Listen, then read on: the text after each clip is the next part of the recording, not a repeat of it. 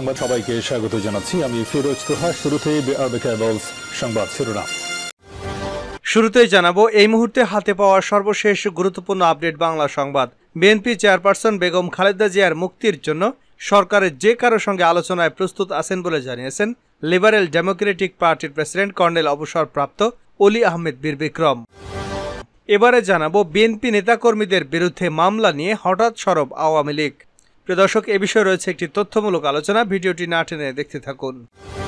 জানাবো কঠোর সিদ্ধান্ত শেখ হাসিনার, সিদ্ধান্ত না মানলে সব হারাবেন এমপি মন্ত্রীরা। উপজেলা নির্বাচনের ব্যাপারে আওয়ামী লীগ সভাপতি ও প্রধানমন্ত্রী শেখ হাসিনা অত্যন্ত কঠোর অবস্থানে রয়েছেন।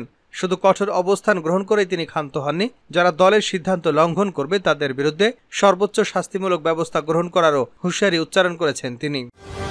এদিকে গরম কমাতে হিট অফিসার বুস্টার যত পরামর্শ। রাজধানীসহ দেশের বিভিন্ন অঞ্চলে বয়ে যাচ্ছে তীব্র তাপপ্রবাহ। দিনে আগুনে রোদ ও গরমে খাঁ করে চারিদিক, রাতেও কমছে না তাপমাত্রা। তীব্র গরমে অতিষ্ঠ জনজীবন। গরমের কারণে বাড়ছে হিটস্ট্রোকের মতো স্বাস্থ্য ঝুঁকি। ডায়রিয়াতেও আক্রান্ত হচ্ছেন অনেকে। জানিয়ে দেব গণতন্ত্রের শত্রুদের বিরুদ্ধে লড়াই চালিয়ে যেতে হবে। তথ্য ও সম্প্রচার মন্ত্রী মোহাম্মদ আলী আরাফাত বলেছেন, মুক্তিযুদ্ধ ও মুক্তিযুদ্ধের চেতনার অংশ গণতন্ত্র, মানবাধিকার, মুক্তিযুদ্ধ চর্চা, মুক্ত গণমাধ্যম এবং একই সঙ্গে মত প্রকাশের স্বাধীনতা। ও গণতন্ত্রের শত্রু যারা, স্বাধীনতার বিরুদ্ধে শত্রু যারা, সমাজের অপশক্তি যারা, তাদের বিরুদ্ধে আমাদের লড়াই চালিয়ে রাখতে হবে। এবং সর্বশেষ জানাবো ভয়াবহ আন্তর্জাতিক সংবাদ। সিরিয়ায় আইএসের হামলায় 28 সেনা নিহত।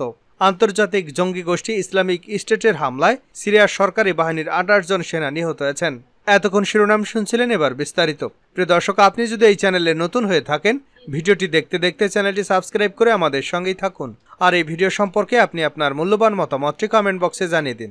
আর হ্যাঁ প্রিয় দর্শক, জানিয়ে দিন ভিডিওটি কোথা থেকে দেখছেন। বেগম খালেদার মুক্তির জন্য সরকারের যে কারোর সঙ্গে আলোচনায় প্রস্তুত আছি। বিএনপি চেয়ারপারসন বেগম খালেদা জিয়ার মুক্তির জন্য সরকারের যে কারোর সঙ্গে আলোচনার জন্য প্রস্তুত আছেন বলে জানিয়েছেন লিবারেল ডেমোক্রেটিক পার্টির প্রেসিডেন্ট কর্নেল অবসরপ্রাপ্ত অলি আহমেদ বীর বিক্রম। তিনি বলেন, খালেদা জিয়ার মতো এত গুণে গুণান্বিত একজন গুণী এবং সর্বজনীন গণতন্ত্রের রূপকার সাবেক প্রধানমন্ত্রী বিনা দোষে কারাগারে রেখে যে অন্যায় করেছেন, একদিন আল্লাহর কাছে কি জবাব দেবেন। শনিবার রাজধানীর মগবাজারে দলের কেন্দ্রীয় কার্যালয়ে অনুষ্ঠিত এক আলোচনা সভায় তিনি এসব কথা বলেন। অলি আহমেদ বলেন, খালেদা জিয়ার মুক্তি চাই।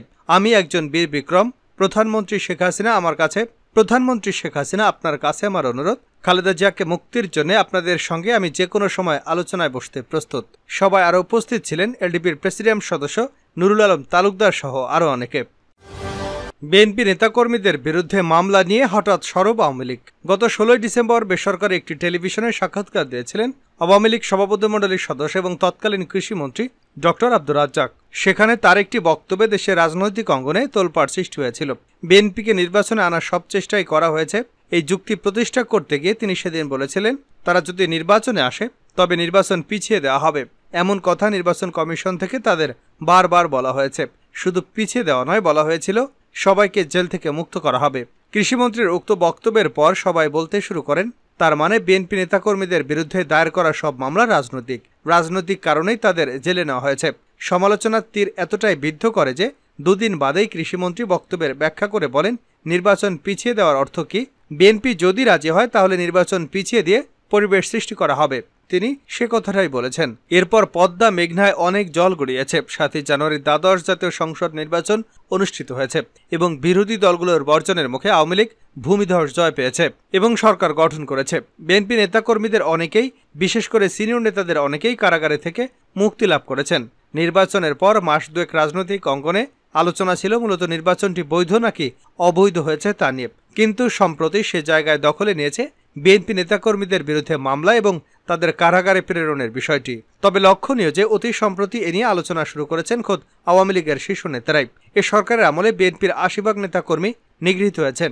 বিএনপির মহাসচিবের এমন বক্তব্যের কড়া প্রতিবাদ জানিয়ে গত 29 মার্চ আওয়ামী লীগ সাধারণ সম্পাদক এবং সড়ক পরিবহন সেতুমন্ত্রী ওবায়দুল কাদের মির্জা ফখরুল ইসলাম আলমগীরের কাছে বিএনপির নিগৃহীত নেতাকর্মীদের তালিকা চেয়েছেন।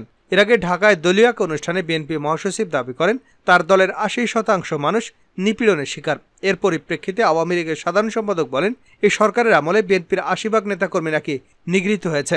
আমি মির্জা ফখরুলকে বলবো, এসব মিথ্যাচার থেকে বিরত থাকুন। ৮০ ভাগ নেতাকর্মী কারা? আমির খসরু, মির্জা ফখরুল একে একে জেল থেকে বের হয়ে গেছেন। তাহলে নিগৃহীত কে হচ্ছে? তাদের তালিকা প্রকাশ্যে দিতে হবে। এরপর 15 এপ্রিল ধানমন্ডিতে আওয়ামী লীগ সভাপতি রাজনৈতিক কার্যালয়ে এক সংবাদ সম্মেলনে ওবায়দুল কাদেরের কাছে দলটি দাবি করা জেলে থাকা ৬০ লাখ নেতাকর্মীর তালিকা চেয়ে বলেন, তাদের জেলে থাকা ৬০ লাখ নেতাকর্মীর তালিকা দিতে হবে। এ তালিকা আমরা দেখতে চাই। না হয় এই মিথ্যা মন্তব্যের জন্য ক্ষমা চাইতে হবে বিএনপিকে। ৬০ লাখ লোকের তালিকা চাই। একটা সময় তারা বলেছে ২০,০০০, এখন সেটা ৬০ লাখ হলো কি করে? ৬০ লাখ বন্দির তালিকা অবিলম্বে প্রকাশ করুক, না হয় মিথ্যাচারের জন্য জাতির কাছে মির্জা ফখরুলকে ক্ষমা চাইতে হবে। তারপর বৃহস্পতিবার এক বিবৃতিতে ওবায়দুল কাদের বলেন, বিএনপির মহাসচিব মির্জা ফখরুল ইসলাম আলমগীর সহ বিএনপি নেতৃবৃন্দ লাগাতারভাবে মিথ্যাচার করে যাচ্ছেন। প্রকৃতপক্ষে গণতন্ত্র ও আইনের শাসনের প্রতি তাদের কোনো শ্রদ্ধাবোধ নেই। একদিকে তারা আগুন সন্ত্রাসীদের লালন পালন করছে, অন্যদিকে আইন শৃঙ্খলা রক্ষাকারী বাহিনী সন্ত্রাসীদের বিরুদ্ধে আইনি পদক্ষেপ গ্রহণ করলে বিরোধী দল দমনের মিথ্যা অভিযোগ উপস্থাপন করছে। সরকার বেপরোয়াভাবে কাউকে কারাগারে পাঠাচ্ছে না উল্লেখ করে বিবৃতিতে তিনি বলেন, সন্ত্রাস ও সহিংসতার অভিযোগে অভিযুক্ত বিএনপি নেতাকর্মীরা আইন এবং আদালতের মুখোমুখি হচ্ছে এবং জামিনেও মুক্তি পাচ্ছে।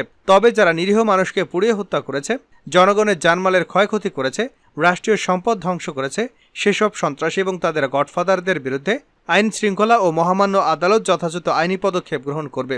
বিএনপি আইনের প্রতি শ্রদ্ধাশীল নয়, সে কারণে বিএনপি নেতারা বিরোধী দল দমনে মিথ্যা অভিযোগ তুলে সন্ত্রাসীদের সুরক্ষা দেবার অপচেষ্টা করেছে।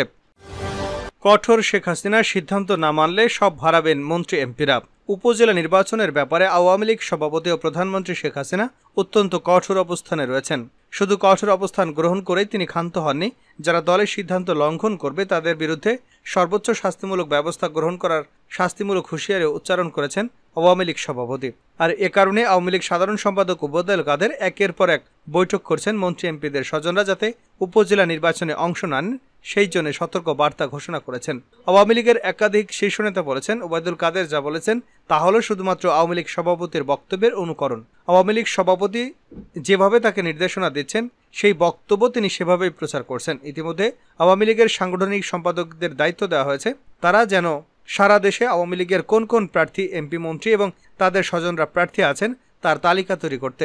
আওয়ামী লীগের পক্ষ থেকে 3টি বিষয়ের প্রতি সুনির্দিষ্ট নির্দেশনা রয়েছে। প্রথমত, কোনো মন্ত্রী, এমপি কিংবা প্রভাবশালী নেতা তার নিকট আত্মীয় বা স্বজনকে উপজেলা নির্বাচনে চেয়ারম্যান পদে প্রার্থী করতে পারবে না।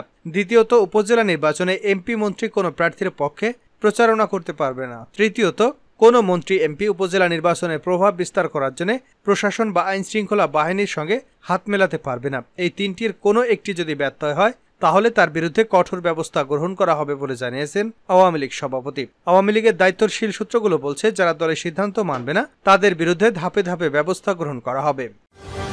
গরম কমাতে হিট অফিসারের যত পরামর্শ। রাজধানী সহ দেশের বিভিন্ন অঞ্চলে বয়ে যাচ্ছে তীব্র তাপপ্রবাহ। দিনে আগুনে রোদ, গরমে খাঁ খাঁ করে চারিদিক। রাতেও কমছে না তাপমাত্রা। তীব্র গরমে অতিষ্ঠ জনজীবন। গরমের কারণে বাড়ছে হিটস্ট্রোকের মতো স্বাস্থ্য ঝুঁকি। ডায়রিয়াতেও আক্রান্ত হচ্ছেন অনেকে। নগরবাসীরা বলছেন, তীব্র তাপদাহে নাকাল অবস্থা তাদের।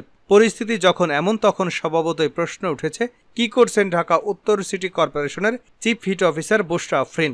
গত বছরই বুশরা এ পদে নিয়োগ পেয়েছেন, তবে তিনি জানিয়েছেন দায়িত্ব পেয়ে তিনি বসে নেই, চেষ্টা করে যাচ্ছেন কেন ঢাকায় তাপমাত্রা বাড়ছে তা খুঁজে বের করবার। পরিস্থিতি মোকাবেলায় আরও কি পদক্ষেপ নেওয়া যায় সেটারও চেষ্টা করছেন। তীব্র তাপদাহ মোকাবেলায় বুশরা জানান, এই অবস্থা থেকে সবাইকে বাঁচানোর জন্য নিয়মিত হিট অ্যাওয়ারনেস ক্যাম্পেইন চলছে। তার মতে ঢাকা এবং এর আশপাশের এলাকায় তাপমাত্রা কমাতে আরও বেশি গাছ লাগানো জরুরি। তিনি বলেন, আমাদের এখানে রাস্তার ধারে 2 লাখ গাছ লাগানোর পরিকল্পনা করা হয়। শুধু গাছ লাগালেই হবে না, সেগুলোর উপযুক্ত রক্ষণাবেক্ষণও করতে হবে। নগরে বনায়ন করা খুব জরুরি। এখানে যে ফাঁকা এবং পরিত্যক্ত জায়গাগুলো আছে সেখানে সবুজায়ন করার দিকেও আমরা নজর দিয়েছি। আমাদের এখানে আরও অনেক পার্ক এবং সবুজে ঘেরা জায়গা দরকার। তাতে তাপমাত্রা যেমন কমবে তেমনি পাখি সহ নানা প্রাণীও ফিরে আসবে। ব্যক্তি উদ্যোগেও নগরবাসীকে পরিস্থিতি মোকাবেলার আহ্বান জানিয়েছেন চিফ হিট অফিসার। বুশরা বলেন, তীব্র তাপদাহে আমরা নিজেরা যদি সচেতন থাকি, আমরা যদি বাসা থেকে বের হওয়ার আগে আমাদের ব্যাগে একটি পানির বোতল, টুপি, ফ্যান, ছাতার মতো জিনিসপত্র সাথে রাখি, তাহলে কিন্তু অনেকটাই নিরাপদ থাকতে পারি। জানাবো আন্তর্জাতিক সংবাদ। সিরিয়ায় আইএসের হামলা, 28 সেনা নিহত। আন্তর্জাতিক জঙ্গি গোষ্ঠী ইসলামিক স্টেটের হামলায় সিরিয়ার সরকারি বাহিনীর 28 জন সেনা নিহত হয়েছেন। স্থানীয় সময় বৃহস্পতিবার সিরিয়ার মরুভূমি এলাকায় আইএসের পৃথক দুটি হামলায় এই নিহতের ঘটনা ঘটে। দেশটির মানবাধিকার সংস্থা সিরিয়ান অবজারভেটরি অফ হিউম্যান রাইটসের বরাত দিয়ে শনিবার এক প্রতিবেদনে এ তথ্য জানিয়েছে জিনহুয়া নেট। যদিও দুই হামলার ঘটনার কোনোটি এখনও প্রকাশ করেনি সিরিয়ার সরকারি গণমাধ্যম। এদিকে একই তথ্য নিশ্চিত করেছে এফপি। আন্তর্জাতিক বার্তা সংস্থার প্রতিবেদনে জানানো হয়েছে, শুক্রবার সিরিয়ার পূর্বাঞ্চলীয় প্রদেশ হোমসে সেনা সদস্যদের বহনকারী একটি বাসকে লক্ষ্য করে বন্দুক হামলা চালায় আইএসের জঙ্গিরা। এতে ওই বাসের মোট 22 জন যাত্রী সবাই নিহত হন। নিহতরা সবাই সিরীয় সশস্ত্র বাহিনী কুদস ব্রিগেডের সদস্য ছিলেন। একই দিন পূর্ব সিরিয়ার আল বোকামাল শহরের গ্রামাঞ্চলে হাসরাত গ্রামে একটি সামরিক ঘাঁটিতে হামলা চালিয়ে 6 সিরীয় সেনাকে হত্যা করেছে আইএস বন্দুকধারী। অবজারভেটরি জানিয়েছে, সিরিয়ার মরুভূমিতে চলতি বছরের শুরু থেকে এখন পর্যন্ত বিভিন্ন হামলায় 329 জনের মৃত্যু নথিভুক্ত করা হয়েছে।